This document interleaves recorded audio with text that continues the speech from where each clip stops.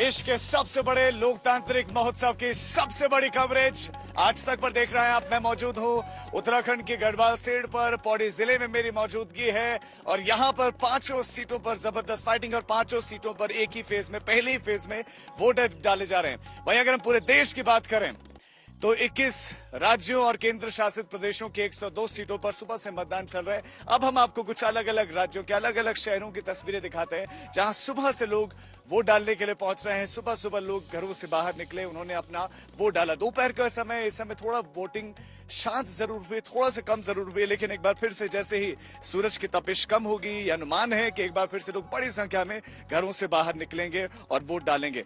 ये 44 दिनों की लोकतांत्रिक यात्रा है और इस लोकतांत्रिक यात्रा में जो सबसे बड़ा है वो है लोक, यानी कि आपकी सबसे बड़ी जिम्मेदारी है और उस जिम्मेदारी का निर्वहन करते हुए लोग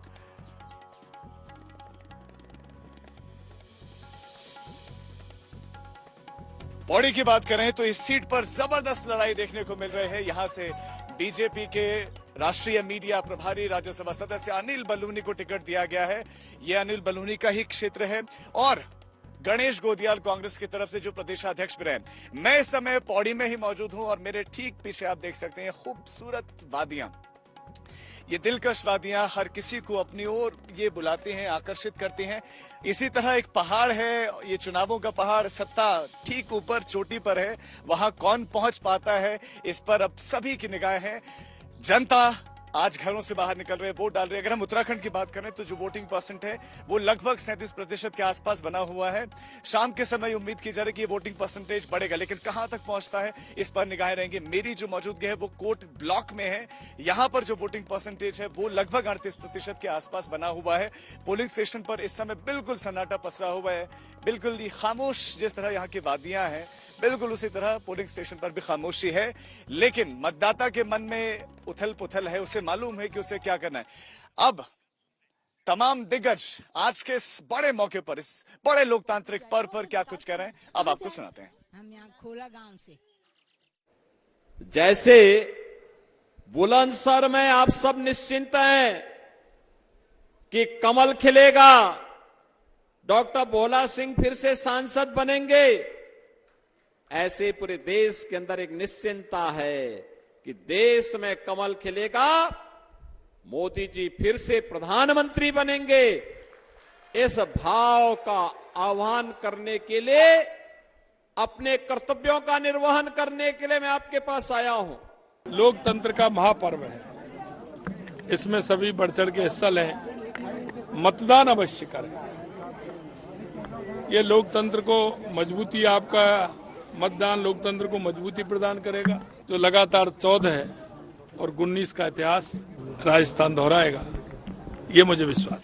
हम विधानसभा चुनाव जरूर हार गए, लेकिन ये लोकसभा का चुनाव, ये बदलाव का चुनाव है और बदलाव की सुगबुगाहट पूरे देश प्रदेश में मुझे देखने को मिल रही है। आज पहले चरण का मतदान है, राजस्थान की सब सीटों पर चुनाव हो रहे हैं। मुझे लगता है कि इस बार हम भाजपा से ज्यादा सीटें कांग्रेस पार्टी जीतेगी राजस्थान के अंदर। मैं जात, पंथ, धर्म, भाषा, सेक्स और पार्टी बियॉन्ड सबके काम करता हूं। मैंने कोई डिस्क्रिमिनेशन इसमें यूज नहीं किया। मोदी जी जैसे कहते कि सबका साथ, सबका विकास, सबका प्रयास, इसी तत्व को लेकर मैंने काम किया है और जिस कारण मुझे पार्टी के बाहर सभी जात, पंथ, धर्म, भाषा के लोगों का समर्थन है, क्योंकि मैंने काम में कभी भेदभाव नहीं किया। जहन में कांग्रेस जीते, बदलाव आए और मुझे खुशी है जब मैं जानकारियां जो मिल रही हैं, जो पोलिंग बूथों पर गया हूं, ये 30 पोलिंग बूथ है, तो लोगों के मन में बदलाव लाने की आकांक्षा है। लोग बदलने के लिए, सरकार बदलने के लिए, नई सरकार, नए गठबंधन को जो है मौका देने के लिए वोट कर रहे हैं। लोग इस बार अपने लिए वोट कर रहे हैं। लोग ये सोच रहे हैं कि नहीं, इस बार हम महंगाई के खिलाफ वोट करेंगे, हम बेरोजगारी के खिलाफ वोट करेंगे, कुशासन के खिलाफ वोट करेंगे। आज पूरे देश में मोदी में माहौल है और ये उत्तर प्रदेश में भी जो समाजवादी टीपू और सामंती सुल्तान संविदा सरकार का सपना देख रहे हैं। संविदा सरकार मतलब कॉन्ट्रैक्ट सरकार, कि भैया तुमको हम 6 महीने बना देंगे, तुमको हम 4 महीने बना देंगे, तुमको हम 5 महीने। आज कॉन्ट्रैक्ट सरकार नहीं बल्कि परफेक्ट सरकार देश चाहता है।